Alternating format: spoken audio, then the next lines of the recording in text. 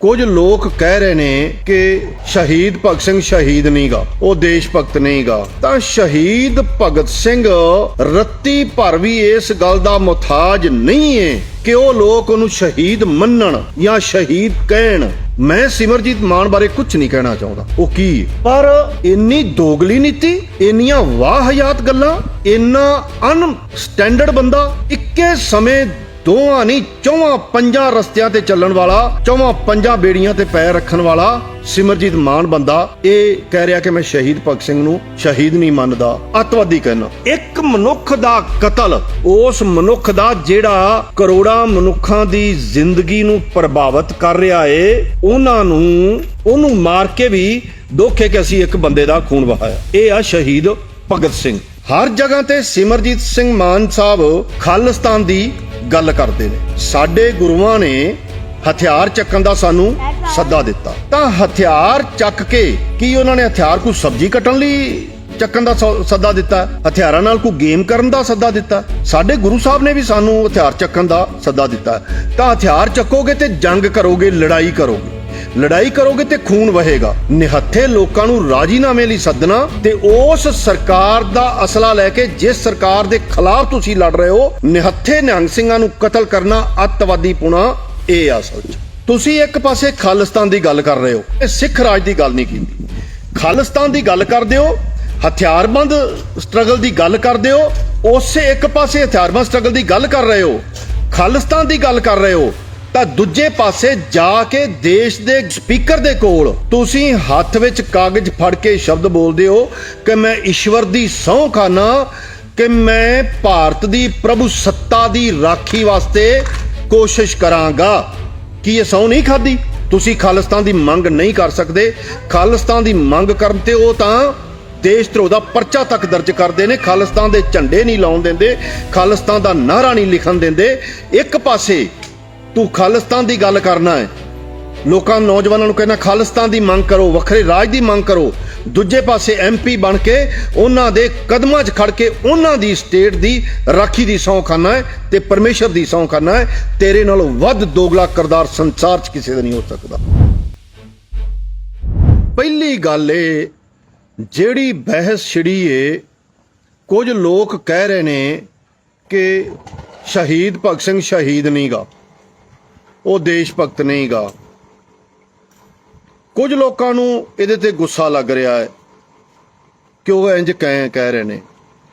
ਤਾਂ ਸ਼ਹੀਦ ਭਗਤ ਸਿੰਘ ਰੱਤੀ ਭਰ ਵੀ ਇਸ ਗੱਲ ਦਾ ਮੁਹਤਾਜ ਨਹੀਂ ਏ ਕਿ ਉਹ ਲੋਕ ਉਹਨੂੰ ਸ਼ਹੀਦ ਮੰਨਣ ਜਾਂ ਸ਼ਹੀਦ ਕਹਿਣ। ਰੱਤੀ ਭਰ ਵੀ ਇਸ ਗੱਲ ਦਾ ਮੁਹਤਾਜ ਨਹੀਂ ਕਿ ਲੋਕ ਉਹਦੇ ਬਾਰੇ ਕੀ ਬੋਲਦੇ ਨੇ। ਸ਼ਹੀਦੇ ਆਜ਼ਮ ਸਰਦਾਰ ਭਗਤ ਸਿੰਘ ਦੀ ਸ਼ਖਸੀਅਤ, ਉਹਦਾ ਕਾਰਜ, ਉਹਦਾ ਅਧਿਐਨ, ਉਹਦਾ ਲੋਕਾਂ ਨੂੰ ਬਖਸ਼ਿਆ ਹੋਇਆ ਸਰਮਾਇਆ ਆਪਣੇ ਆਪ ਹੀ ਇਸ ਗੱਲ ਨੂੰ ਪ੍ਰੂਵ ਕਰਨ ਲਈ ਇਸ ਗੱਲ ਦਾ ਜਾਮਣ ਹੈ ਕਿ ਸ਼ਹੀਦੇ ਆਜ਼ਮ ਭਗਤ ਸਿੰਘ ਸ਼ਹੀਦ ਹੈ ਸਾਡਾ ਲੋਕਾਂ ਦਾ, ਕੱਲੇ ਪੰਜਾਬ ਦਾ ਨਹੀਂ, ਕੱਲੇ ਸਿੱਖਾਂ ਦਾ ਨਹੀਂ, ਕੱਲੇ ਭਾਰਤ ਦਾ ਨਹੀਂ। ਇਸ ਸੰਸਾਰ ਦੇ ਵਿੱਚ ਜਿੰਨੇ ਲੋਕ ਵੀ ਕਿਰਤ ਕਰਦੇ ਨੇ, ਉਹਨਾਂ ਦੀ ਕਿਰਤ ਸਰਮਾਏਦਾਰ ਲੁੱਟਦੇ ਨੇ।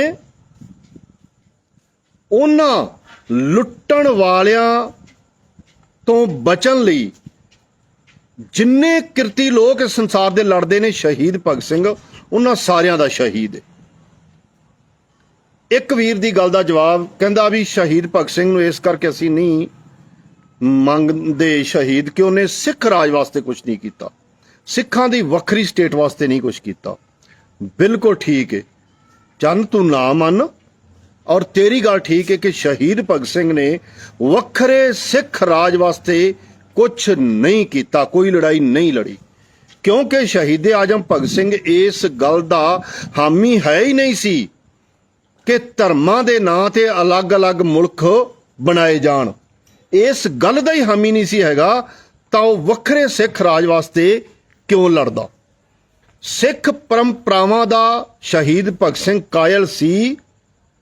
ਗੁਰੂ ਨਾਨਕ ਸਾਹਿਬ ਦਾ, ਗੁਰੂ 10ਵੇਂ ਪਾਤਸ਼ਾਹ ਦੇ ਕੁਰਬਾਨੀ ਦਾ ਕਾਇਲ ਸੀ, ਪਰ ਵੱਖਰੇ ਸਿੱਖ ਰਾਜ ਦੀ ਕੋਈ ਉਹਦੇ ਸੰਕਲਪ ਨਹੀਂ ਸੀ ਹੈਗਾ।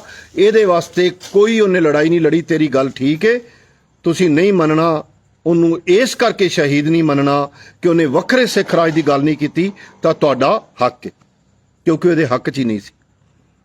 ਪਾਕਿਸਤਾਨ ਧਰਮ ਦੇ ਆਧਾਰ ਤੇ ਇੱਕ ਵੱਖਰਾ ਮੁਲਕ ਬਣ ਚੁੱਕਾ ਹੈ। ਪਾਕਿਸਤਾਨ ਦੀ ਜੋ ਹਾਲਤ ਹੈ ਉਹ ਸਾਡੇ ਸਾਹਮਣੇ ਆ। ਬੰਗਲਾਦੇਸ਼ ਧਰਮ ਦੇ ਆਧਾਰ ਤੇ ਇੱਕ ਵੱਖਰਾ ਮੁਲਕ ਬਣ ਚੁੱਕਾ ਹੈ, ਉਹਦੀ ਜੋ ਹਾਲਤ ਹੈ ਉਹ ਸਾਡੇ ਸਾਹਮਣੇ ਹੈ। ਤਾਂ ਧਰਮ ਦੇ ਆਧਾਰ ਤੇ ਜਿੰਨੇ ਵੀ ਮੁਲਕ ਬਣੇ ਨੇ, ਅਲੱਗ ਹੋਏ ਨੇ ਮੁਲਕਾਂ ਨਾਲੋਂ ਜਾਂ ਆਪਣੇ ਆਪ 'ਚ ਬਣੇ ਨੇ, ਉਹਨਾਂ ਸਾਰਿਆਂ ਦੀ ਹਾਲਤ ਸਾਡੇ ਸਾਹਮਣੇ ਹੈ। ਤਾਂ ਸ਼ਹੀਦ ਭਗਤ ਸਿੰਘ ਧਰਮ ਦੇ ਆਧਾਰ ਤੇ ਵੱਖਰੇ ਮੁਲਕ ਦੀ ਮੰਗ ਦਾ ਬਿਲਕੁਲ ਹਾਮੀ ਨਹੀਂ ਸੀਗਾ, ਇਸ ਕਰਕੇ ਉਹ ਨਹੀਂ ਲੜਿਆ। ਇਹ ਤੁਹਾਡੀ ਮਰਜ਼ੀ ਹੈ, ਉਹਨੂੰ ਮੰਨੋ ਸ਼ਹੀਦ ਜਾਂ ਨਾ ਮੰਨੋ। ਮੈਂ ਸਿਮਰਜੀਤ ਮਾਨ ਬਾਰੇ ਕੁਝ ਨਹੀਂ ਕਹਿਣਾ ਚਾਹੁੰਦਾ, ਉਹ ਕੀ ਹੈ, ਪਰ ਇੰਨੀ ਦੋਗਲੀ ਨੀਤੀ, ਇੰਨੀਆਂ ਵਾਹਿਯਾਤ ਗੱਲਾਂ, ਇੰਨਾ ਅਨਸਟੈਂਡਰਡ ਬੰਦਾ, ਇੱਕੇ ਸਮੇਂ ਦੋਵਾਂ ਨਹੀਂ ਚੌਵਾਂ ਪੰਜਾਂ ਰਸਤਿਆਂ ਤੇ ਚੱਲਣ ਵਾਲਾ, ਚੌਵਾਂ ਪੰਜਾਂ ਬੇੜੀਆਂ ਤੇ ਪੈਰ ਰੱਖਣ ਵਾਲਾ ਸਿਮਰਜੀਤ ਮਾਨ ਬੰਦਾ ਇਹ ਕਹਿ ਰਿਹਾ ਕਿ ਮੈਂ ਸ਼ਹੀਦ ਭਗਤ ਸਿੰਘ ਨੂੰ ਸ਼ਹੀਦ ਨਹੀਂ ਮੰਨਦਾ, ਅੱਤਵਾਦੀ ਕਹਿਣਾ। ਨੰਬਰ 1, ਅੱਤਵਾਦੀ ਦਾ ਡੈਫੀਨੇਸ਼ਨ ਕੀ ਹੈ? ਅੱਤਵਾਦੀ ਦੀ ਅੱਤ ਡਰ, ਅੱਤਵਾਦੀ ਡਰ 'ਚ ਵਿਸ਼ਵਾਸ ਰੱਖਣ ਵਾਲਾ ਬੰਦਾ, ਜਿਹਦੇ ਕਰਕੇ ਸਮਾਜ 'ਚ ਡਰ ਫੈਲੇ, ਲੋਕਾਂ ਨੂੰ ਡਰਾਉਣ ਵਾਲਾ, ਡਰ 'ਚ ਵਿਸ਼ਵਾਸ ਰੱਖਣ ਵਾਲਾ ਅੱਤਵਾਦੀ। ਆਤੰਕਵਾਦੀ ਵੀ ਕਹਿ ਦਿੰਦੇ ਨੇ, ਹਿੰਦੀ ਦਾ ਸ਼ਬਦ ਹੈ ਆਤੰਕ। ਜਿਹੜਾ ਸਮਾਜ 'ਚ ਆਤੰਕ ਫੈਲਾਵੇ, ਜਿਹਦੇ ਕਰਕੇ ਲੋਕ ਡਰਨ, ਜਿਹੜਾ ਆਤੰਕ ਦਾ ਹਾਮੀ ਹੋਵੇ, ਉਹਨੂੰ ਕਹਿੰਦੇ ਨੇ ਅੱਤਵਾਦੀ। ਹੁਣ ਸ਼ਹੀਦ ਭਗਤ ਸਿੰਘ ਦੀ ਸ਼ਖਸੀਅਤ ਅੱਤਵਾਦੀ ਕਿਵੇਂ ਆ? ਭਗਤ ਸਿੰਘ ਦੀ ਸ਼ਖਸੀਅਤ ਹੈ ਜਿਹੜੀ, ਉਹਦਾ ਗਿਆਨ ਇਸ ਗੱਲ ਤੋਂ ਲੱਗਦਾ ਏ ਕਿ ਭਗਤ ਸਿੰਘ ਹਰੀ ਇਸ ਗੱਲ ਦੇ ਹਾਮੀ ਸੀ, ਇਸ ਗੱਲ ਦੇ ਹਾਮੀ ਸੀ ਕਿ ਅੰਗਰੇਜ਼ ਸਾਮਰਾਜ ਨੂੰ ਹਥਿਆਰਬੰਦ ਲੜਾਈ ਤੋਂ ਬਗੈਰ ਨਹੀਂ ਹਰਾਇਆ ਜਾ ਸਕਦਾ, ਨਹੀਂ ਭਜਾਇਆ ਜਾ ਸਕਦਾ, ਤਾਂ ਸਾਨੂੰ ਹਥਿਆਰ ਚੱਕਣੇ ਪੈਣਗੇ। ਪਰ ਹਥਿਆਰ ਚੁੱਕ ਕੇ ਕੋਈ ਉਹ ਅੰਨ੍ਹੇਵਾਹ ਖੂਨ ਵਹਾਉਣ ਦੇ ਇੱਛੁਕ ਨਹੀਂ ਸੀ, ਕੋਈ ਅੰਨ੍ਹੇਵਾਹ ਕਿ ਅਸੀਂ ਖੂਨ ਵਹਾ ਦੇਣਾ। ਬੰਬ ਉਹਨਾਂ ਦੇ ਕੋਲ ਸੀ, ਬੰਦੂਕਾਂ ਪਿਸਤੌਲ ਉਹਨਾਂ ਦੇ ਕੋਲ ਸੀ। ਇਹਦੇ ਬਾਵਜੂਦ ਸਾਂਡਰਸ ਦਾ ਕਤਲ ਕਰਨ ਤੋਂ ਬਾਅਦ, ਜਿਹਨੂੰ ਅੱਤਵਾਦੀ ਕਹਿ ਰਹੇ ਨੇ, ਉਹ ਮਨੁੱਖ ਦੀਆਂ ਭਾਵਨਾਵਾਂ ਕੀ ਨੇ, ਮਨੁੱਖਤਾ ਪ੍ਰਤੀ ਉਹਦਾ ਪਿਆਰ ਕੀ ਹੈ। ਸਾਂਡਰਸ ਦਾ ਕਤਲ ਕਰਨ ਤੋਂ ਬਾਅਦ ਸ਼ਹੀਦ ਭਗਤ ਸਿੰਘ ਹਰਾਂ ਨੇ ਇੱਕ ਜਿਹੜਾ ਭੇਡੂ ਭੈੜੇ ਬੜੇ ਹੁੰਦੇ ਜੀ, ਭੇਡੂ ਦਾ ਢੁੱਡ ਨਾ ਜਰਿਆ ਨਹੀਂ ਹੋ ਜਾਂਦਾ ਹੁੰਦਾ ਬੇਲੀਆ, ਜਿਹੜਾ ਉਹਨਾਂ ਨੇ ਪੋਸਟਰ ਲਾਇਆ, ਇੱਕ ਕਤਲ ਕੀਤਾ। ਇੱਕ ਕਤਲ ਕਰਨ ਤੋਂ ਬਾਅਦ, ਕੋਈ ਨਹੀਂ ਜੀ ਅੱਗੇ ਤੋਂ ਟੋਪੀ ਦਾ ਧਿਆਨ ਰੱਖਾਂਗੇ, ਤਾਂ ਜਿਹੜਾ ਉਹਨਾਂ ਨੇ ਪੋਸਟਰ ਲਾਇਆ ਉਹਦੇ 'ਚ ਲਿਖਿਆ, ਸਾਨੂੰ ਇੱਕ ਆਦਮੀ ਦੀ ਹੱਤਿਆ ਕਰਨ ਦਾ ਦੁੱਖ ਹੈ, ਪਰ ਇਹ ਆਦਮੀ ਨਿਰਦਈ ਬੇਇਨਸਾਫ ਪ੍ਰਣਾਲੀ ਦਾ ਇੱਕ ਅੰਗ ਸੀ ਅਤੇ ਜਿਸ ਨੂੰ ਖਤਮ ਕਰ ਦੇਣਾ ਬਹੁਤ ਜ਼ਰੂਰੀ ਹੋ ਜਾਂਦਾ ਹੈ। ਇਸ ਆਦਮੀ ਦੀ ਹੱਤਿਆ ਹਿੰਦੁਸਤਾਨ ਵਿੱਚ ਬ੍ਰਿਟਿਸ਼ ਸਾਮਰਾਜ ਦੇ ਕਰਿੰਦੇ ਦੇ ਰੂਪ ਵਿੱਚ ਕੀਤੀ ਜਾਂਦੀ ਹੈ। ਇਹ ਸਰਕਾਰ ਸੰਸਾਰ ਦੀ ਸਭ ਤੋਂ ਜ਼ਿਆਦਾ ਅਤਿਆਚਾਰੀ ਹੈ। ਮਨੁੱਖ ਦਾ ਖੂਨ ਵਹਾਉਣ ਲਈ ਸਾਨੂੰ ਦੁੱਖ ਹੈ। ਤੀਜੀ ਵਾਰੇ ਸ਼ਬਦ ਹੈ, ਮਨੁੱਖ ਦਾ ਖੂਨ ਵਹਾਉਣ ਲਈ ਸਾਨੂੰ ਦੁੱਖ ਹੈ, ਪਰ ਕ੍ਰਾਂਤੀ ਦੀ ਵੇਦੀ ਤੇ ਖੂਨ ਵਹਾਉਣਾ ਜ਼ਰੂਰੀ ਹੋ ਜਾਂਦਾ ਹੈ। ਸਾਡਾ ਭਾਵ ਇੱਕ ਐਸੀ ਕ੍ਰਾਂਤੀ ਤੋਂ ਹੈ ਜੋ ਮਨੁੱਖ ਤੋਂ ਮਨੁੱਖ ਦੀ ਲੁੱਟ ਨੂੰ ਖਤਮ ਕਰੇਗੀ। ਤਾਂ ਇੱਕ ਮਨੁੱਖ ਦਾ ਕਤਲ, ਉਸ ਮਨੁੱਖ ਦਾ ਜਿਹੜਾ ਕਰੋੜਾਂ ਮਨੁੱਖਾਂ ਦੀ ਜ਼ਿੰਦਗੀ ਨੂੰ ਪ੍ਰਭਾਵਿਤ ਕਰ ਰਿਹਾ ਏ,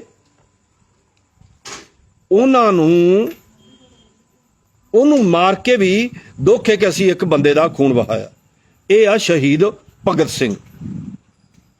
ਦੂਜੇ ਪਾਸੇ ਜਿਹੜਾ ਬੰਦਾ ਉਹਨਾਂ ਨੂੰ ਕਹਿ ਰਿਹਾ ਹੈ ਅੱਤਵਾਦੀ, ਗੁਰਦੁਆਰੇ ਵਾਲੀ ਘਟਨਾ ਰੋਜ਼ ਸੁਣਾਉਣ ਦੀ ਲੋੜ ਨਹੀਂ ਗੀ। ਆਓ ਉਸ ਗੁਰਦੁਆਰੇ ਵਾਲੀ ਰਿਪੋਰਟ ਤੇ ਜਾਈਏ ਕਿ ਉਹ ਨਿਹੰਗ ਸਿੰਘ ਉਸ ਵਕਤ ਕੀ ਕਰ ਰਹੇ ਸੀ। ਗੁਰਦੁਆਰੇ ਤੇ ਕਬਜ਼ੇ ਦਾ ਰੌਲਾ ਸੀ। ਉਹਨਾਂ ਨਿਹੰਗ ਸਿੰਘਾਂ ਨੂੰ ਗੁਰਦੁਆਰੇ ਦੇ ਪਿਛਲੇ ਪਾਸੇ ਸੱਦਿਆ ਹੈ, ਪਿਛਲੇ ਪਾਸੇ ਗੱਲਬਾਤ ਲਈ ਸੱਦ ਕੇ ਨਿਹੱਥੇ ਸਿੰਘਾਂ ਉਹਨਾਂ ਨਿਹੰਗ ਸਿੰਘਾਂ ਨੂੰ ਗੋਲੀ ਮਾਰ ਕੇ ਮਾਰਿਆ। ਜਿਹੜੇ ਬੰਦੇ ਨੇ ਨਿਹੱਥੇ ਨਿਹੰਗ ਸਿੰਘਾਂ ਨੂੰ ਰਾਜੀਨਾਮੇ ਦੀ ਗੱਲਬਾਤ ਲਈ ਗੱਲਬਾਤ ਲਈ ਸੱਦਿਆ ਏ ਤੇ ਅਫਸਰ ਹੋਣ ਦੇ ਨਾਤੇ ਗੋਲੀ ਮਾਰ ਕੇ 4 ਨਿਹੰਗ ਸਿੰਘਾਂ ਨੂੰ ਮਾਰਦਾ ਏ, ਉਹ ਦੂਜਿਆਂ ਨੂੰ ਅੱਤਵਾਦੀ ਦੱਸ ਰਿਹਾ। ਜਦੋਂ ਆਪਦੇ ਨਾਨੇ ਦਾ ਨਾਂ ਲੈਂਦਾ ਹੈ ਸਰਦਾਰ ਅਰੂੜ ਸਿੰਘ ਜੀ, ਸਰਦਾਰ ਅਰੂੜ ਸਿੰਘ ਜੀ ਦਾ ਕਰੈਕਟਰ ਇਹ ਆ ਕਿ ਉਹਨਾਂ ਨੇ ਜਦੋਂ ਸਰੋਪਾ ਦਿੱਤਾ ਸਾਂਡਰਸ ਨੂੰ, ਤਾਂ ਸਾਂਡਰਸ ਨੂੰ ਨਾਲ ਇਹ ਵੀ ਕਿਹਾ ਹੈ ਕਿ ਤੁਸੀਂ ਅੰਮ੍ਰਿਤ ਛਕ ਲਓ। ਇਹ ਪ੍ਰੂਫਾਂ ਨਾਲ ਮੈਂ ਗੱਲ ਕਰਾਂਗਾ, ਜਦੋਂ ਮਰਜੀ ਜਿੱਥੇ ਮਰਜੀ ਇਹਦੇ ਤੇ ਆਪਾਂ ਬਹਿਸ ਕਰ ਸਕਨੇ ਆ ਕਿ ਤੁਸੀਂ ਅੰਮ੍ਰਿਤ ਛਕ ਲਓ। ਉਹ ਕਹਿੰਦਾ ਜੀ ਮੈਂ ਸਿਗਰਟ ਨਹੀਂ ਛੱਡ ਸਕਦਾ। ਕਹਿੰਦੇ ਜੀ ਇਹਦੀ ਤੁਹਾਨੂੰ ਇਜਾਜ਼ਤ ਦੇ ਦਿਆਂਗੇ ਅਸੀਂ, ਇਹ ਤੁਸੀਂ ਪੀ ਸਕਦੇ ਜੇ। ਉਹਨੇ ਕਿਹਾ ਜੀ ਮੈਂ ਮਤਲਬ ਵਾਲ ਵੀ ਕਟਾਵਾਂਗਾ।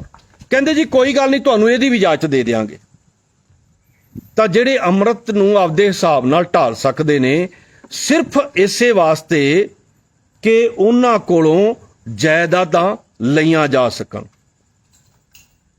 ਇਸ ਕਰਕੇ ਅੱਜ ਜਦੋਂ ਕਿਹਾ ਜਾਂਦਾ ਹੈ ਕਿ ਸਿਮਰਜੀਤ ਸਿੰਘ ਮਾਨ ਹਰੀ ਬੜੀਆਂ ਜਾਇਦਾਦਾਂ ਦੇ ਮਾਲਕ ਨੇ, ਹਜ਼ਾਰਾਂ ਏਕੜ ਜ਼ਮੀਨ ਇਹਨਾਂ ਕੋਲ, ਤਾਂ ਇਹ ਉਹੀ ਪਰਿਵਾਰ ਨੇ 5-6 ਜਿਨ੍ਹਾਂ ਨੇ ਅੰਗਰੇਜ਼ਾਂ ਦੀ ਟੌਟੀ ਕਰਕੇ ਉਹਨਾਂ ਤੋਂ ਜਾਇਦਾਦਾਂ ਲਈਆਂ। ਬਿਕਰਮਜੀਤ ਮਜੀਠੀਆ, ਪ੍ਰਕਾਸ਼ ਸਿੰਘ ਬਾਦਲ, ਇਹਨਾਂ ਦਾ ਪਰਿਵਾਰ, ਸਿਮਰਜੀਤ ਹਰਾਂ ਦਾ, ਇਹ ਸਾਰੇ ਪਰਿਵਾਰ ਉਹੀ ਨੇ ਜਿਨ੍ਹਾਂ ਨੇ ਅੰਗਰੇਜ਼ਾਂ ਦੀਆਂ ਟੌਟੀਆਂ ਕਰਕੇ ਉਹਨਾਂ ਕੋਲੋਂ ਜਾਇਦਾਦਾਂ ਲਈਆਂ। ਤਾਂ ਜੇ ਅੰਗਰੇਜ਼ ਅੱਜ ਤੱਕ ਹੁਕਮਰਾਨ ਹੁੰਦੇ ਹਿੰਦੁਸਤਾਨ ਦੇ, ਤਾਂ ਅੱਜ ਇਹਨਾਂ ਨੂੰ ਨਾ ਇਲੈਕਸ਼ਨ ਲੜਨ ਦੀ ਲੋੜ ਪੈਂਦੀ, ਨਾ ਲੋਕਾਂ ਤੋਂ ਵੋਟਾਂ ਮੰਗਣ ਦੀ ਲੋੜ ਪੈਂਦੀ। ਜਿਹੜਾ ਸਿਮਰਜੀਤ ਮਾਨ ਦੇ ਅੰਦਰ ਦਾ ਇੱਕ ਦਰਦ ਛਲਕਿਆ ਏ, ਜਿਹਦੀ ਕਰਕੇ ਉਹਨੇ ਸ਼ਹੀਦ ਭਗਤ ਸਿੰਘ ਚਲੋ ਨੂੰ ਅੱਤਵਾਦੀ ਕਿਹਾ। ਦੂਜੇ ਪਾਸੇ ਹਰ ਜਗ੍ਹਾ ਤੇ ਸਿਮਰਜੀਤ ਸਿੰਘ ਮਾਨ ਸਾਹਿਬ ਖਾਲਿਸਤਾਨ ਦੀ ਗੱਲ ਕਰਦੇ ਨੇ। ਸਾਡੇ ਗੁਰੂਆਂ ਨੇ ਹਥਿਆਰ ਚੱਕਣ ਦਾ ਸਾਨੂੰ ਸੱਦਾ ਦਿੱਤਾ ਹੈ। ਕੀ ਤਾਂ ਹਥਿਆਰ ਚੱਕ ਕੇ ਕੀ ਉਹਨਾਂ ਨੇ ਹਥਿਆਰ ਕੋਈ ਸਬਜ਼ੀ ਕੱਟਣ ਲਈ ਚੱਕਣ ਦਾ ਸੱਦਾ ਦਿੱਤਾ? ਹਥਿਆਰਾਂ ਨਾਲ ਕੋਈ ਗੇਮ ਕਰਨ ਦਾ ਸੱਦਾ ਦਿੱਤਾ? ਸਾਡੇ ਗੁਰੂ ਸਾਹਿਬ ਨੇ ਵੀ ਸਾਨੂੰ ਹਥਿਆਰ ਚੱਕਣ ਦਾ ਸੱਦਾ ਦਿੱਤਾ। ਤਾਂ ਹਥਿਆਰ ਚੱਕੋਗੇ ਤੇ ਜੰਗ ਕਰੋਗੇ, ਲੜਾਈ ਕਰੋਗੇ, ਲੜਾਈ ਕਰੋਗੇ ਤੇ ਖੂਨ ਵਹੇਗਾ। ਤਾਂ ਇਹਦਾ ਮਤਲਬ ਹੈ ਖੂਨ ਵਹਾਉਣਾ, ਜੰਗ 'ਚ ਖੂਨ ਵਹਾਉਣਾ, ਦੁਸ਼ਮਣ ਦਾ ਖੂਨ ਵਹਾਉਣਾ ਜਾਇਜ਼ ਹੈ। ਇਹਦੇ 'ਚ ਕੋਈ ਅੱਤਵਾਦੀ ਪੁਣਾ ਨਹੀਂ ਹੈਗਾ। ਪਰ ਨਿਹੱਥੇ ਲੋਕਾਂ ਨੂੰ ਰਾਜੀਨਾਮੇ ਲਈ ਸੱਦਣਾ ਤੇ ਉਸ ਸਰਕਾਰ ਦਾ ਅਸਲਾ ਲੈ ਕੇ ਜਿਸ ਸਰਕਾਰ ਦੇ ਖਿਲਾਫ ਤੁਸੀਂ ਲੜ ਰਹੇ ਹੋ, ਨਿਹੱਥੇ ਨਿਹੰਗ ਸਿੰਘਾਂ ਨੂੰ ਕਤਲ ਕਰਨਾ ਅੱਤਵਾਦੀ ਪੁਣਾ, ਇਹ ਅਸਲ 'ਚ। ਦੂਜੇ ਪਾਸੇ ਤੁਸੀਂ ਇੱਕ ਪਾਸੇ ਖਾਲਿਸਤਾਨ ਦੀ ਗੱਲ ਕਰ ਰਹੇ ਹੋ, ਇਹ ਸਿੱਖ ਰਾਜ ਦੀ ਗੱਲ ਨਹੀਂ ਕੀਤੀ। ਖਾਲਿਸਤਾਨ ਦੀ ਗੱਲ ਕਰਦੇ ਹੋ, ਹਥਿਆਰਬੰਦ ਸਟਰਗਲ ਦੀ ਗੱਲ ਕਰਦੇ ਹੋ।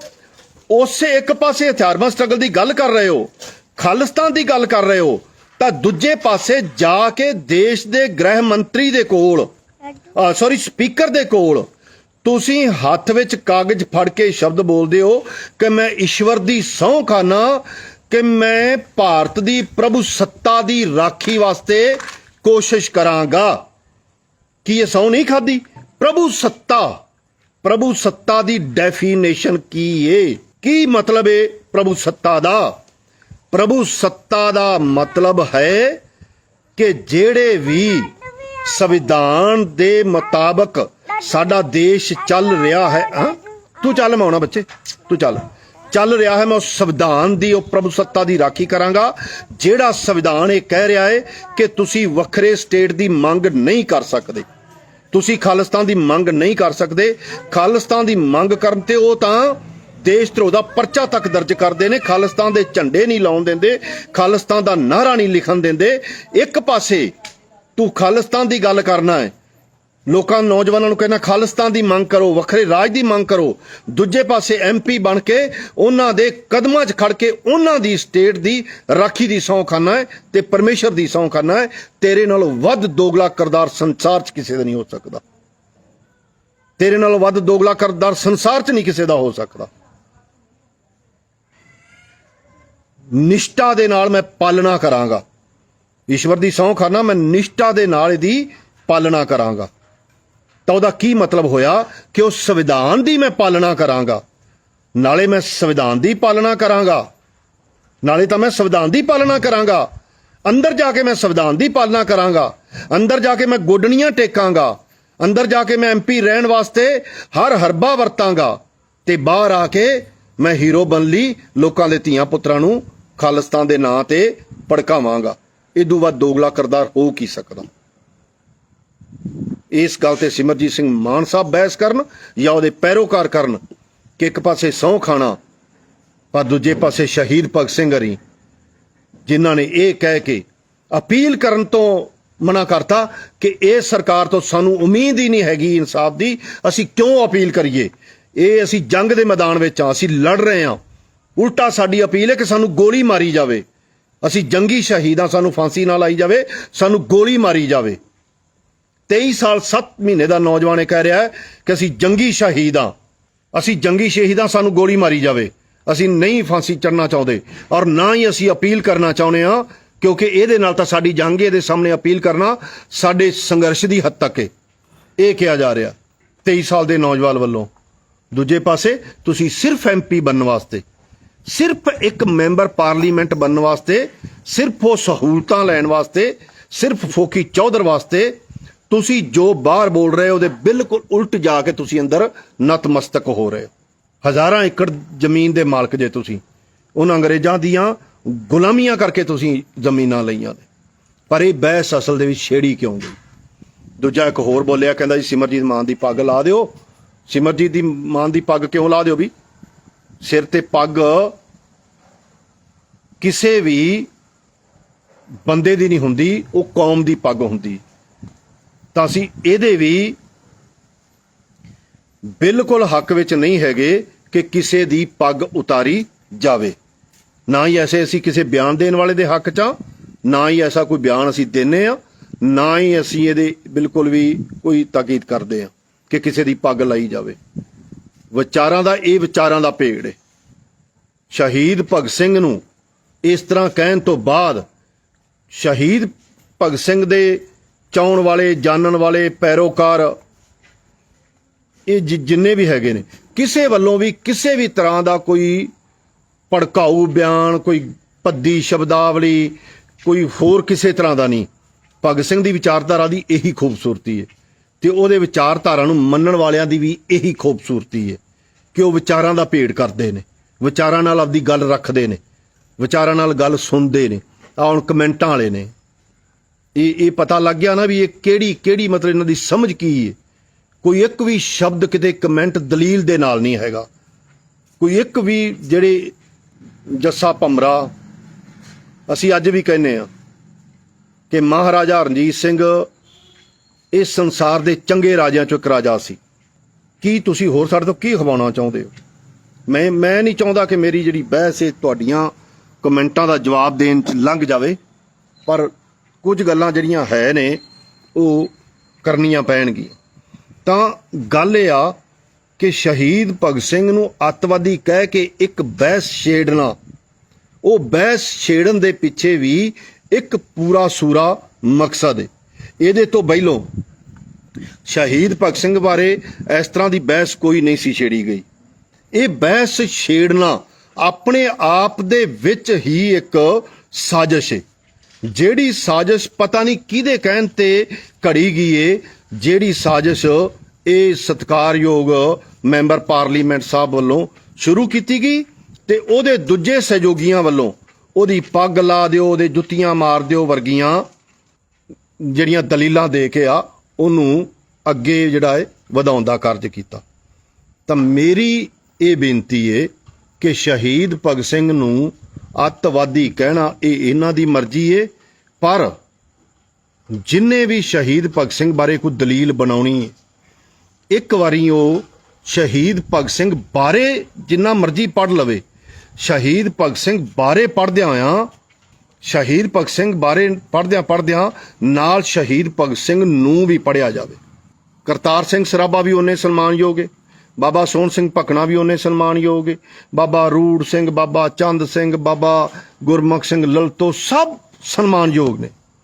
ਪਰ ਸ਼ਹੀਦ ਭਗਤ ਸਿੰਘ ਹੀਰੋ ਬਣ ਕੇ ਇਸ ਕਰਕੇ ਉੱਭਰਿਆ ਕਿ ਉਹਨੇ ਆਪਣੀ ਜਾਨ ਦੇ ਨਾਲ ਨਾਲ ਇੱਕ ਵਿਚਾਰਧਾਰਕ ਰਸਤਾ ਵੀ ਭਾਰਤ ਦੇ ਲੋਕਾਂ ਨੂੰ ਵਿਖਾਇਆ, ਕਿਰਤੀ ਲੋਕਾਂ ਨੂੰ ਇੱਕ ਵਿਚਾਰਧਾਰਕ ਰਸਤਾ ਵੀ ਦਿਖਾਇਆ, ਜਿਹੜੇ ਰਸਤੇ ਦੀ ਦੇਣ ਹੈ ਕਿ ਅੱਜ ਵੀ ਉਸ ਰਸਤੇ ਤੇ ਚੱਲ ਕੇ ਲੋਕ ਜਿਹੜਾ ਏ ਉਹਦੀ ਵਿੱਢੀ ਹੋਈ ਲੜਾਈ ਨੂੰ ਅੱਗੇ ਵਧਾ ਰਹੇ ਨੇ। ਤਾਂ ਇਹ ਦੋ ਜਮਾਤਾਂ ਨੇ।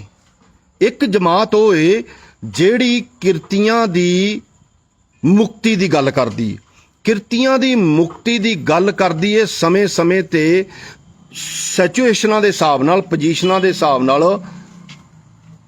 ਹਥਿਆਰਬੰਦ ਸਟਰਗਲ ਦੀ, ਛਾਪਾਮਾਰ ਜੰਗ ਦੀ ਤੇ ਜਨਤਕ ਘੋਲਾਂ ਦੀ, ਅਲੱਗ-ਅਲੱਗ ਸਮੇਂ ਤੇ ਅਲੱਗ-ਅਲੱਗ ਸਥਿਤੀਆਂ ਦੇ ਅਨੁਸਾਰ ਅਲੱਗ-ਅਲੱਗ ਤਰ੍ਹਾਂ ਦੇ ਘੋਲਾਂ ਦੀ ਮੰਗ ਕਰਦੀ ਤੇ ਅਲੱਗ-ਅਲੱਗ ਤਰ੍ਹਾਂ ਦੇ ਘੋਲ ਵਿੱਢ ਕੇ ਲੋਕ ਜਿਹੜੇ ਨੇ ਕਿਰਤੀਆਂ ਦੀ ਲੜਾਈ ਲੜਦੇ ਰਹੇ ਨੇ।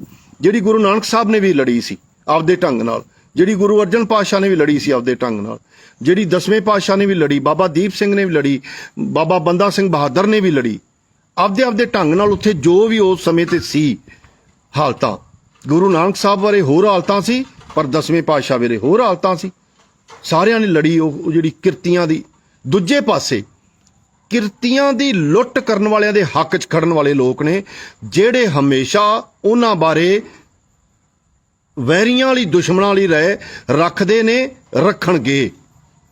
ਜਿਨ੍ਹਾਂ ਨੇ ਗੁਰੂ ਨਾਨਕ ਸਾਹਿਬ ਨੂੰ ਵੀ ਕੈਦ ਕਰਕੇ ਚੱਕੀਆਂ ਪੀਣ ਲਈ ਮਜਬੂਰ ਕਰਤਾ ਸੀ, ਜਿਨ੍ਹਾਂ ਨੇ ਗੁਰੂ ਅਰਜਨ ਪਾਤਸ਼ਾਹ ਨੂੰ ਵੀ ਤੱਤੀ ਤਵੀ ਤੇ ਬਾਤਾ ਸੀ, ਜਿਨ੍ਹਾਂ ਭਾਈ ਮਤੀ ਦਾਸ ਸਤੀਦਾਸ ਨੂੰ ਵੀ ਸ਼ਹੀਦ ਕਰਤਾ ਸੀ, ਜਿਨ੍ਹਾਂ ਗੁਰੂ ਤੇਗ ਬਹਾਦਰ ਸਾਹਿਬ ਦਾ ਵੀ ਸੀਸ ਕੱਟ ਦਿੱਤਾ ਸੀ, ਜਿਨ੍ਹਾਂ ਨੇ ਛੋਟੇ ਸਾਹਿਬਜ਼ਾਦਿਆਂ ਨੂੰ ਵੀ ਨੀਹਾਂ 'ਚ ਚਿਣ ਦਿੱਤਾ ਸੀ, ਜਿਨ੍ਹਾਂ ਮਾਤਾ ਗੁਜਰੀ ਨੂੰ ਵੀ ਠੰਡੇ ਬੁਰਜ 'ਚ ਰਹਿਣ ਲਈ ਮਜਬੂਰ ਕੀਤਾ ਸੀ, ਜਿਨ੍ਹਾਂ ਸਾਡੇ ਬੱਬਰ ਅਕਾਲੀਆਂ ਨੂੰ ਵੀ ਅੰਡੇਮਾਨ ਨਿਕੋ ਉਧਰ ਕਾਲੀਆਂ ਜੇਲ੍ਹਾਂ ਦੇ ਵਿੱਚ 6-6 ਮਹੀਨੇ ਪਿੰਜਰਾ ਜੇਲ੍ਹਾਂ 'ਚ ਕੱਟਿਆ ਸੀ, ਕਿਉਂਕਿ ਉਹ ਸਾਡੀ ਵਿਰੋਧੀ ਧਿਰ ਸੀ। ਤਾਂ ਇਹ ਜਿਹੜੀ ਅਣਸ ਏ, ਇਹ ਹਮੇਸ਼ਾ ਹੀ ਵਿਰੋਧੀ ਧਿਰ ਦੇ ਵਿੱਚ ਖੜਦੀ ਰਹੀ ਹੈ। ਕਿਰਤੀਆਂ ਦੀ ਮੁਕਤੀ ਦੇ ਲਈ ਲੜੀਆਂ ਜਾਣ ਵਾਲੀਆਂ ਲੜਾਈਆਂ ਨੂੰ ਪਿੱਛੇ ਖਿੱਚਣ ਲਈ ਇਹ ਲੋਕ ਜਿਹੜੇ ਨੇ ਲੜਦੇ ਰਹੇ। ਤਾਂ ਅੱਜ ਵੀ ਇੱਕ ਤਜਰਬੇ ਵਜੋਂ, ਇੱਕ ਸ਼ਰਾਰਤ ਵਜੋਂ ਇਹ ਬਿਆਨ ਦਿੱਤਾ ਗਿਆ। ਹੋਰ ਇਸ ਬਿਆਨ ਦੀ ਨਾ ਕੋਈ ਲੋੜ ਸੀ, ਨਾ ਕੋਈ ਮਕਸਦ ਸੀ। ਤਾਂ ਸ਼ਹੀਦ ਭਗਤ ਸਿੰਘ ਸਾਡੇ ਲਈ ਸ਼ਹੀਦ ਹੈ, ਸਾਡੇ ਲਈ ਕੋਈ ਅੱਤਵਾਦੀ ਨਹੀਂ, ਨਾ ਕੋਈ ਉਹਦਾ ਨੇਚਰ ਅੱਤਵਾਦੀਆਂ ਵਾਲਾ ਸੀ, ਨਾ ਕੋਈ ਉਹਦਾ ਕਰਮ ਅੱਤਵਾਦੀਆਂ ਵਾਲਾ, ਨਾ ਕੋਈ ਉਹਦੀ ਵਿਚਾਰਧਾਰਾ ਅੱਤਵਾਦੀਆਂ ਵਾਲੀ ਹੈ। ਪੂਰੇ ਕੱਲੇ ਪੰਜਾਬ ਦਾ, ਫਿਰ ਉਹੀ ਸਿੱਖਾਂ ਦਾ, ਪੰਜਾਬ ਦਾ, ਭਾਰਤ ਦਾ ਨਹੀਂ, ਪੂਰੇ ਸੰਸਾਰ ਦੇ ਕਿਰਤੀਆਂ ਦਾ ਸ਼ਹੀਦ ਹੈ ਸ਼ਹੀਦ ਭਗਤ ਸਿੰਘ। ਪਰ ਸ਼ਹੀਦ ਭਗਤ ਸਿੰਘ ਨੂੰ ਅੱਤਵਾਦੀ ਕਹਿਣ ਵਾਲੇ ਆਪਦਾ ਕਿਰਦਾਰ ਵੇਖਣ ਕਿ ਉਸ ਪ੍ਰਭੂ ਸੱਤਾ ਦੀ ਰਾਖੀ ਦੀ ਸਹੁੰ ਕਰ ਰਹੇ ਨੇ, ਜਿਹੜੀ ਪ੍ਰਭੂ ਸੱਤਾ ਨੇ ਸਾਡੇ ਨਾਲ ਹਮੇਸ਼ਾ ਹੀ ਜਾਨਵਰਾਂ ਵਾਲਾ ਵਿਹਾਰ ਕੀਤਾ। ਜੇ ਤੁਸੀਂ ਇਹ ਗੱਲ ਕਹਿੰਦੇ ਹੋ ਕਿ ਸਿੱਖਾਂ ਨੂੰ ਇੱਕ ਵੱਖਰਾ ਰਾਜ ਚਾਹੀਦਾ ਹੈ, ਤਾਂ ਸਿੱਖਾਂ ਨੂੰ ਵੱਖਰਾ ਰਾਜ ਲੈਣ ਤੋਂ ਰੋਕਿਆ ਕਿੰਨੇ ਹੋਇਆ? ਰੋਕਿਆ ਉਸ ਪ੍ਰਭੂ ਸੱਤਾ ਨੇ ਹੋਈ ਜਿਹਦੀ ਤੂੰ ਰਾਖੀ ਦੀ ਸਹੁੰ ਖਾ ਕੇ ਆਇਆ। ਮੈਨੂੰ ਫਿਰ ਵਾਰ-ਵਾਰ, ਮੈਂ ਇਦੋਂ ਅੱਗੇ ਵਧ ਹੀ ਨਹੀਂ ਸਕਦਾ, ਮੈਨੂੰ ਇਹੀ ਗੱਲ ਦਾ ਕੋਈ ਜਵਾਬ ਦੇ ਦੇਵੇ ਕਿ ਇਦੋਂ ਵੱਧ ਦੋਗਲਾ ਕਿਰਦਾਰ ਹੈ ਕੀ? ਕਹਿੰਦੇ ਜੀ ਅੰਦਰ ਜਾ ਕੇ ਅਸੀਂ ਮਸਲੇ ਉਠਾਵਾਂਗੇ। ਫਿਰ ਇੱਕ ਨੈਸ਼ਨਲ ਪੱਧਰ ਦਾ ਲੀਡਰ ਹੈ, ਸਟੇਜਾਂ ਦੇ ਉੱਤੇ ਕਿਰਦਾਰ ਕੀ ਏ? ਇੱਕ ਗੱਲ ਕਹਿੰਦਾ ਜੀ, ਕੋਈ ਛਿੱਟੀ ਜੀ ਕਹਾਣੀ ਸੁਣਾਉਂਦਾ, ਕਹਾਣੀ ਸੁਣਾ ਕੇ ਕਹਿੰਦਾ ਜੀ ਮੇਰੇ ਦਾਦਾ ਜੀ ਨੇ ਪੈਂਟ ਖੋਲ ਲਈ ਤੇ ਪੈਂਟ ਖੋਲ ਕੇ ਆਂਦੇ ਮੇਰੇ ਕੋਲ ਤਾਂ ਹੀ ਗਾਈ, ਸਟੇਜ ਤੇ ਖੜੇ ਹੋਏ ਪੱਤਰਕਾਰਾਂ ਦੇ ਸਾਹਮਣੇ। ਹੁਣ ਆ ਬਿਆਨ ਸੀ ਮਾਫੀ ਵਾਲਾ, ਸਟੇਜ ਤੇ ਖਲੋ ਕੇ ਮੇਰਾ ਤਾਂ ਆ ਮਾਫੀ ਮੰਗਦਾ ਜੀ। ਇਹ ਨੈਸ਼ਨਲ ਲੀਡਰਾਂ ਵਾਲੀ ਗੱਲ ਹੈ, ਇਹ ਸਿੱਖ ਲੀਡਰਾਂ ਵਾਲੀ ਗੱਲ ਹੈ। ਇਹ ਕਰਨਗੇ ਸਿੱਖ ਸਿਆਸਤ ਦੀ ਰਹਿਨਮਾਈ, ਤਾਂ ਜੋ ਵੀ ਕਮੈਂਟ ਭਰਾਵਾਂ ਨੇ ਕੀਤੇ ਨੇ, ਟੋਪੀ ਤੇ ਕੀਤੇ ਨੇ, ਕਾਮਰੇਡਾਂ ਤੇ ਕੀਤੇ ਨੇ, ਸਤ ਬਚਨ ਜੀ, ਪਰ ਸਵਾਦ ਤਾਂ ਏ ਦਲੀਲ ਨਾਲ ਗੱਲ ਕਰੋ।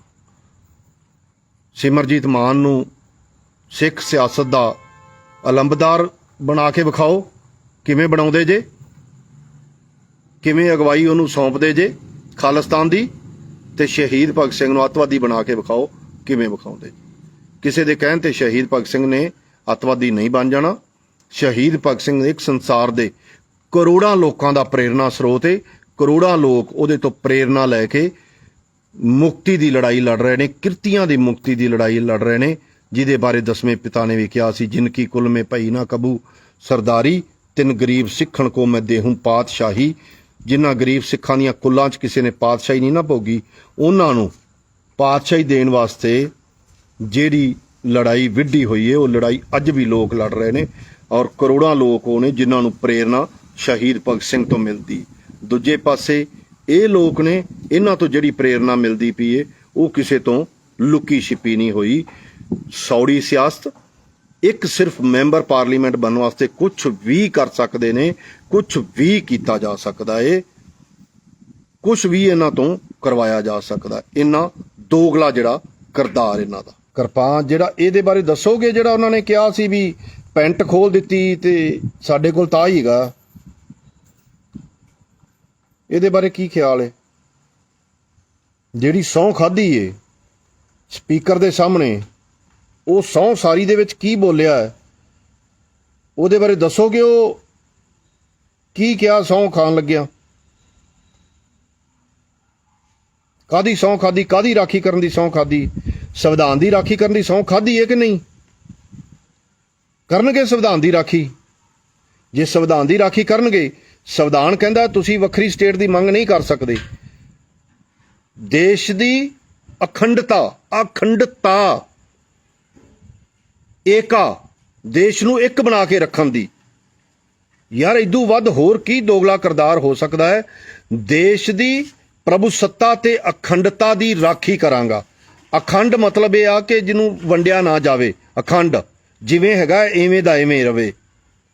ਨਾਲੇ ਤਾਂ ਤੂੰ ਕਹਿ ਰਿਹਾ ਮੈਂ ਅਖੰਡਤਾ ਦੀ ਰਾਖੀ ਕਰਾਂਗਾ, ਨਾਲੇ ਤੂੰ ਕਹਿ ਰਿਹਾ ਸਾਨੂੰ ਵੱਖਰੀ ਸਟੇਟ ਚਾਹੀਦੀ ਹੈ, ਅਸੀਂ ਘੱਟ ਗਿਣਤੀ 'ਚ, ਸਾਨੂੰ ਵੱਖਰੀ ਸਟੇਟ ਚਾਹੀਦੀ ਹੈ, ਸਾਨੂੰ ਖਾਲਿਸਤਾਨ ਚਾਹੀਦਾ, ਅਸੀਂ ਖਾਲਿਸਤਾਨ ਦੀ ਮੰਗ ਕਰਨੇ ਆ, ਅਸੀਂ ਖਾਲਿਸਤਾਨ ਬਣਾਉਣਾ। ਨਾਲੇ ਤਾਂ ਤੁਸੀਂ ਉਹ ਗੱਲ ਕਰ ਰਹੇ ਹੋ, ਨਾਲੇ ਤੁਸੀਂ ਸਹੁੰ ਖਾ ਰਹੇ ਹੋ ਉਹਦੀ ਵੀ ਮੈਂ ਪ੍ਰਭੂ ਸੱਤਾ ਤੇ ਅਖੰਡਤਾ ਦੀ ਰਾਖੀ ਕਰਾਂਗਾ, ਦੇਸ਼ ਦੇ ਸੰਵਿਧਾਨ ਦੀ ਰਾਖੀ ਕਰਾਂਗਾ, ਜਿਹੜੇ ਭੇਤ ਨੇ ਉਹ ਗੁਪਤ ਬਣਾ ਕੇ ਰੱਖਾਂਗਾ। ਤਾਂ ਦੋਗਲਾ ਕਿਰਦਾਰ ਨਹੀਂ ਤੇ ਹੋਰ ਕੀ?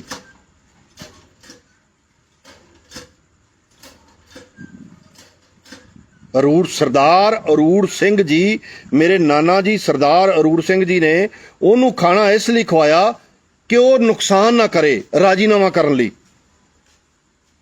ਰਾਜੀਨਾਮਾ ਕਰਨ ਲਈ ਉਹਨੂੰ ਘਰੇ ਖਾਣਾ ਖਵਾਇਆ ਤੇ ਰਾਜੀਨਾਮਾ ਕਰਨ ਲਈ ਉਹਨੂੰ ਸਰੋਪਾ ਦਿੱਤਾ।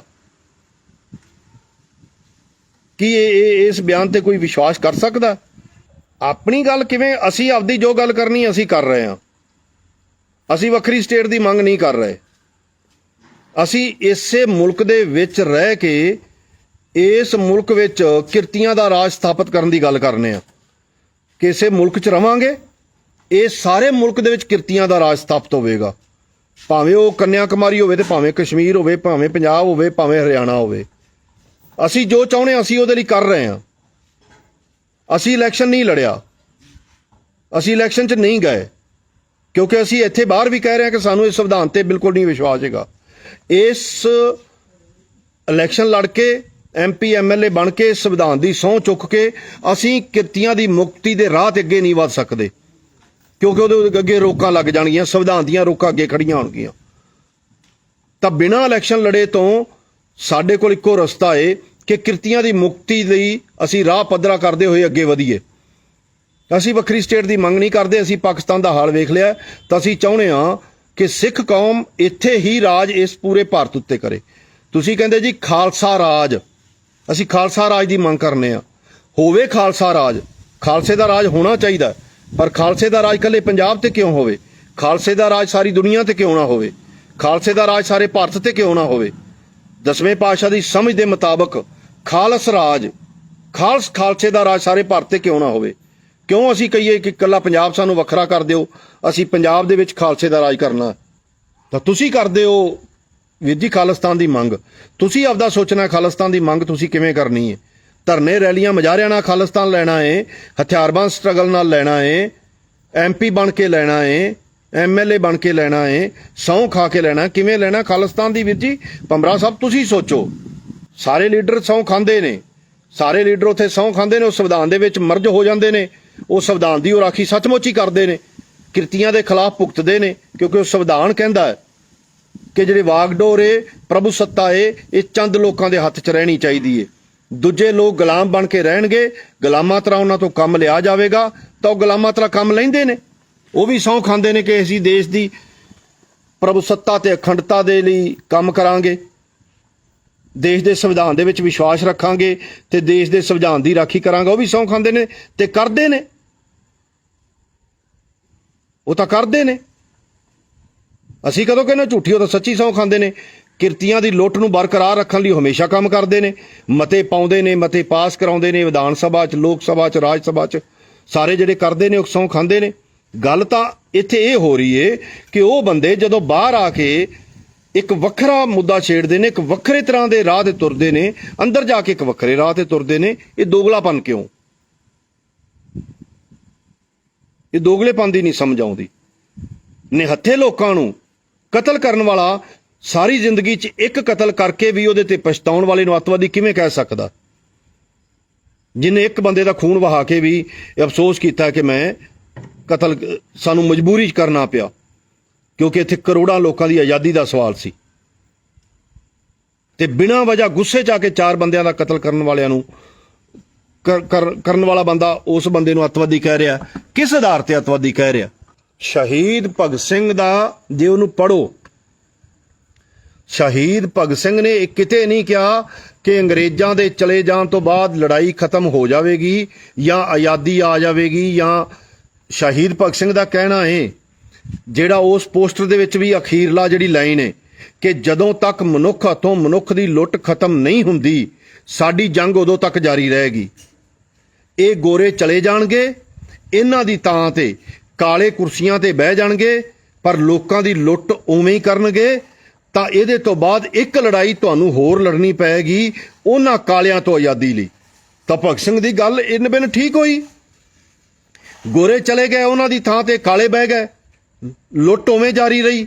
ਤਾਂ ਅੱਜ ਦੂਜੀ ਜੰਗ ਉਹ ਲੜੀ ਜਾ ਰਹੀ ਹੈ ਉਹਨਾਂ ਤੋਂ ਆਜ਼ਾਦੀ ਲਈ। ਤਾਂ ਭਗਤ ਸਿੰਘ ਨੇ ਹਿੰਦੁਸਤਾਨ ਲਈ ਲੜਾਈ ਲੜੀ ਨਹੀਂ ਕਿਤੇ, ਹਿੰਦੁਸਤਾਨ ਲਈ ਕੋਈ ਲੜਾਈ ਨਹੀਂ ਲੜੀ, ਕਿਰਤੀਆਂ ਲਈ। ਕੋਈ ਹਿੰਦੁਸਤਾਨ ਦਾ ਤਾਂ ਸਵਾਲ ਹੀ ਨਹੀਂ ਸੀ ਉਹਦੇ 'ਚ। ਮਨੁੱਖ ਤੋਂ ਮਨੁੱਖ ਦੀ, ਉਹ ਹਿੰਦੂ ਮੁਸਲਮ ਸਿੱਖ ਈਸਾਈ ਜੋ ਮਰਜ਼ੀ ਹੈ, ਜਦੋਂ ਤੱਕ ਮਨੁੱਖ ਤੋਂ ਮਨੁੱਖ ਦੀ ਲੁੱਟ ਨਹੀਂ ਖਤਮ ਹੁੰਦੀ, ਜੰਗ ਉਦੋਂ ਤੱਕ ਜਾਰੀ ਰਹੇਗੀ। ਤਾਂ ਇਹ ਉਹਦੀ ਸ਼ਹੀਦ ਭਗਤ ਸਿੰਘ ਦੀ ਲਿਖਤ ਹੈ। ਜਿਹਨੂੰ ਕੋਈ ਸ਼ੰਕਾ, ਪੜੋ ਤੇ ਜਾਣੋ। ਫੇਸਬੁੱਕ ਵਿਦਵਾਨ ਨਾ ਬਣੋ। ਕਿਸੇ ਇੱਕ ਬੰਦੇ ਦੇ ਮੂੰਹੋਂ ਸੁਣ ਕੇ ਸ਼ਹੀਦ ਭਗਤ ਸਿੰਘ ਬਾਰੇ ਆਪਦੀ ਰਾਏ ਨਾ ਕਾਇਮ ਕਰੋ, ਆਪਦੀ ਰਾਏ ਐਵੇਂ ਨਾ ਕਾਇਮ ਕਰੋ। ਉਹਨੂੰ ਜਾਣੋ ਤੇ ਜਾਣਨ ਤੋਂ ਬਾਅਦ ਕਿਹਾ ਜੇ ਕਿ ਤੁਹਾਡੀ ਕੀ ਰਾਏ ਬਣੀ ਹੈ ਭਗਤ ਸਿੰਘ ਬਾਰੇ। ਤੇ ਮੈਂ ਵਾਅਦੇ ਨਾਲ ਕਹਿਣਾ, ਜਿਹੜਾ ਸੱਚੇ ਦਿਨੋਂ ਜੇ ਇਮਾਨਦਾਰੀ ਨਾਲ ਭਗਤ ਸਿੰਘ ਦਾ ਅਧਿਐਨ ਕਰੋਗੇ, ਪੂਰੀਆਂ ਜਿੰਨੀਆਂ ਉਹਦੀਆਂ ਚਿੱਠੀਆਂ, ਜਿੰਨੀਆਂ ਉਹਦੀਆਂ ਲਿਖਤਾਂ, ਜਿੰਨੇ ਉਹਦੇ ਬਿਆਨ ਨੇ, ਤਾਂ ਮੈਂ ਵਾਅਦੇ ਨਾਲ ਕਹਿਣਾ ਕੋਈ ਵੀ ਮਨੁੱਖ ਭਗਤ ਸਿੰਘ ਬਾਰੇ ਐਸੀ ਰਾਏ ਬਣਾ ਹੀ ਨਹੀਂ ਸਕਦਾ। ਤੁਸੀਂ ਹਰ ਗੱਲ ਨੂੰ ਇਸ ਗੱਲ ਨਾਲ ਹੀ ਜੋੜ ਕੇ ਤੇ ਆਪਦੀ ਮਰਜ਼ੀ ਅਨੁਸਾਰ ਹੀ ਸਭ ਨੂੰ ਚਲਾਉਣਾ ਹੈ। ਜੋ ਸਾਨੂੰ ਠੀਕ ਲੱਗਦਾ ਉਹੀ ਪਹਿਨੋ, ਜੋ ਸਾਨੂੰ ਠੀਕ ਲੱਗਦਾ ਉਹੀ ਬੋਲੋ, ਉਹੀ ਖਾਓ, ਉਹੀ ਪੀਓ। ਕੱਟੜਤਾ ਇਹਨੂੰ ਹੀ ਕਹਿੰਦੇ ਨੇ। ਹਰ ਬੰਦੇ ਦਾ ਆਪਦਾ ਮਰਜ਼ੀ, ਉਹ ਕਿਸ ਤਰ੍ਹਾਂ ਜਿਉਂਦਾ, ਉਹ ਕੀ ਪਹਿਨਦਾ ਹੈ, ਕੀ ਪਾਉਂਦਾ ਹੈ, ਕੀ ਖਾਂਦਾ ਹੈ, ਕੀ ਪੀਂਦਾ ਹੈ, ਇਹ ਉਹਦੀ ਮਰਜ਼ੀ ਹੈ। ਉਹਦੀ ਮਰਜ਼ੀ ਤੇ ਰਹਿਣ ਦਿਓ। ਗੱਲ ਵਿਚਾਰਾਂ ਦੀ ਕਿ ਉਹਦਾ ਵਿਚਾਰ ਜਿਹੜਾ ਏ ਉਹ ਸਮਾਜ ਦੇ ਵਿਰੁੱਧ ਹੈ ਜਾਂ ਸਮਾਜ ਦੇ ਹੱਕ 'ਚ। ਇਸੇ ਚੀਜ਼ ਨੇ ਤੈਅ ਕਰਨਾ ਹੈ ਉਹਦਾ ਕਿਰਦਾਰ, ਬੰਦੇ ਦਾ ਕਿਰਦਾਰ ਜਿਹੜਾ। ਤਾਂ ਮਿਹਰਬਾਨੀ ਸੱਜਣੋ, ਜਿੰਨੇ ਜੁੜੇ, ਗੱਲਬਾਤ ਸੁਣੀ। ਤਾਂ ਬੇਨਤੀ ਇਹ ਆ ਕਿ ਸ਼ਹੀਦ ਭਗਤ ਸਿੰਘ ਸਾਡਾ ਇਕੱਲੇ ਸਿੱਖਾਂ ਦਾ ਨਹੀਂ, ਇਕੱਲੇ ਪੰਜਾਬੀਆਂ ਦਾ ਨਹੀਂ, ਇਕੱਲੇ ਭਾਰਤ ਦਾ ਨਹੀਂ, ਇਸ ਪੂਰੇ ਸੰਸਾਰ 'ਚ ਵਸਣ ਵਾਲੇ ਕਰੋੜਾਂ ਕਰੋੜ ਅਰਬਾਂ ਅਰਬ ਕਿਰਤੀਆਂ ਦਾ ਸ਼ਹੀਦ ਏ, ਸ਼ਹੀਦ ਰਵੇਗਾ। ਕਿਸੇ ਦੇ ਕਹਿਣ ਤੇ ਉਹ ਕੋਈ ਅੱਤਵਾਦੀ ਨਹੀਂ ਬਣ ਜਾਣਾ, ਕਿਸੇ ਦੇ ਕਹਿਣ ਤੇ ਕੋਈ ਉਹ ਮੌਤ ਤੋਂ ਡਰਨ ਵਾਲਾ ਆਮ ਮਨੁੱਖ ਨਹੀਂ ਬਣ ਜਾਣਾ। ਸਾਡੇ ਲਈ ਸਾਡਾ ਉਹ ਅਕੀਦਾ ਹੈ, ਸਾਡਾ ਚਾਨਣ ਮਨਾਰਾ ਹੈ, ਸਾਡਾ ਰਹਿਨੁਮਾ ਹੈ। ਉਹਨੂੰ ਪੜ੍ਹ ਕੇ, ਉਹਦੀ ਜ਼ਿੰਦਗੀ ਵੇਖ ਕੇ, ਉਹਦੀ ਜ਼ਿੰਦਗੀ ਦੇ ਤਜਰਬੇ ਸੁਣ ਕੇ ਹੀ ਅਸੀਂ ਆਪਦੇ ਰਾਹ ਤੇ ਤੁਰੇ ਹਾਂ। ਔਰ ਸਾਨੂੰ ਲੱਗਦਾ ਹੈ ਕਿ ਜਿੱਥੋਂ ਤੱਕ ਅੱਜ ਭਾਰਤ ਦੇ ਵਿੱਚ ਕਿਰਤੀ ਲੋਕਾਂ ਦੀ ਮੁਕਤੀ ਦੀ ਲੜਾਈ ਵਧੀ ਏ, ਇਹਦੇ 'ਚ ਬਹੁਤ ਵੱਡਾ ਯੋਗਦਾਨ ਸ਼ਹੀਦੇ ਆਜਮ ਸਰਦਾਰ ਭਗਤ ਸਿੰਘ ਦਾ ਹੈ। ਤਾਂ ਉਹ ਲੋਕ ਵੀ ਆਪਦੇ ਪੀੜੀ ਥੱਲੇ ਸੋਟਾ ਮਾਰਨ ਜਿਹੜੇ ਇਸ ਸੰਵਿਧਾਨ ਦੀ ਰਾਖੀ ਦੀਆਂ ਸਹੁੰਆਂ ਇਸ ਕਰਕੇ ਖਾਂਦੇ ਨੇ ਕਿ ਉਹਨਾਂ ਨੂੰ ਤਨਖਾਹ ਮਿਲਦੀ ਰਵੇ, ਉਹਨਾਂ ਨੂੰ ਗਨਮੈਨ ਮਿਲਦੇ ਰਹਿਣ, ਉਹਨਾਂ ਨੂੰ ਸਹੂਲਤਾਂ ਮਿਲਦੀਆਂ ਰਹਿਣ, ਉਹਨਾਂ ਦਾ ਟੌਰ ਬਣਿਆ ਰਵੇ, ਉਹ MP ਬਣੇ ਰਹਿਣ। ਪੂਰੇ ਭਾਰਤ ਦੇ ਕਿਰਤੀਆਂ ਦਾ ਖੂਨ ਚੂਸਣ ਵਾਲੇ ਸੰਵਿਧਾਨ ਦੀ ਰਾਖੀ ਦੀ ਸਹੁੰ ਸਿਰਫ ਇਸ ਲਈ ਖਾਂਦੇ ਨੇ ਕਿ ਉਹ ਸਰਕਾਰ ਤੋਂ ਚੰਦ ਕੁ ਜਿਹੜੀਆਂ ਨੇ ਰਿਆਇਤਾਂ ਲੈ ਸਕਣ। ਤਾਂ ਉਸ ਭਗਤ ਸਿੰਘ ਨੂੰ ਜਿਹਨੇ ਜ਼ਿੰਦਗੀ ਦੀ ਖੈਰ ਵੀ ਨਹੀਂ ਮੰਗੀ, ਜੇ ਇੱਕ ਸਮਾਂ ਆਇਆ ਕਿ ਜ਼ਿੰਦਗੀ ਮੰਗ ਕੇ ਲਈ ਜਾ ਸਕਦੀ ਸਰਕਾਰ ਤੋਂ, ਤਾਂ ਸਰਕਾਰ ਦੇ ਮੂੰਹ ਤੇ ਥੁੱਕਿਆ ਏ ਕਿ ਤੇਰੇ ਤੋਂ ਜ਼ਿੰਦਗੀ ਵੀ ਨਹੀਂ ਮੰਗਣੀ, ਹੋਰ ਤਾਂ ਗੱਲਾਂ ਹੀ ਬਹੁਤ ਦੀਆਂ ਨੇ, ਜ਼ਿੰਦਗੀ ਵੀ ਤੇਰੇ ਤੋਂ ਨਹੀਂ ਮੰਗਣੀ, ਫਾਂਸੀ ਚੜ੍ਹਦਿਆਂ ਦਾ ਚੜ੍ਹਾ ਦੇ। ਇਹ ਉਹਨਾਂ ਨੂੰ ਸੂਰਜ ਤੇ ਕਦੇ ਵੀ ਥੁੱਕ ਸੂਰਜ ਤੱਕ ਨਹੀਂ ਪਹੁੰਚਦੀ, ਆਪਦੇ ਮੂੰਹ ਤੇ ਆਵੇਗੀ। ਸਿਮਰਜੀਤ ਸਿੰਘ ਮਾਨ ਜੀ, ਬੋਲਣ ਲੱਗਿਆਂ ਸੋਚਿਆ ਕਰੋ, ਉਮਰ ਕਾਫੀ ਹੋ ਗਈ ਏ, ਆਪਦਾ MP ਬਣੇ ਜੇ, ਆਰਾਮ ਨਾਲ ਘਰੇ ਬਵੋ, ਖਾਓ ਪੀਓ, ਐਸ਼ ਕਰੋ। ਕੋਈ 200-400 ਕਿੱਲਾ ਜ਼ਮੀਨ ਏਕੜ ਹੈਗੀ, ਹੋਰ ਕਾਰੋਬਾਰ ਹੈਗੇ ਨੇ, ਆਪਦਾ ਬੱਚੇ ਤੁਹਾਡੇ ਪੜ੍ਹੇ ਲਿਖੇ ਨੇ, ਪੋਤਰੇ ਦੋਤਰੀਆਂ ਪੜ੍ਹੇ ਲਿਖੇ ਨੇ, ਐਸ਼ ਕਰੋ। ਕੀ ਲੈਣਾ ਹੈ ਐਵੇਂ ਜਾਂਦੀ ਵਾਰੀ ਲੋਕਾਂ ਦੇ ਮਨਾਂ 'ਚ ਜ਼ਹਿਰ ਘੋਲ ਕੇ? ਕੁਛ ਨਹੀਂ ਜੇ ਮਿਲਣਾ। ਬਹੁਤ ਬਹੁਤ ਧੰਨਵਾਦ ਜੀ, ਬਹੁਤ ਬਹੁਤ ਮਿਹਰਬਾਨੀ।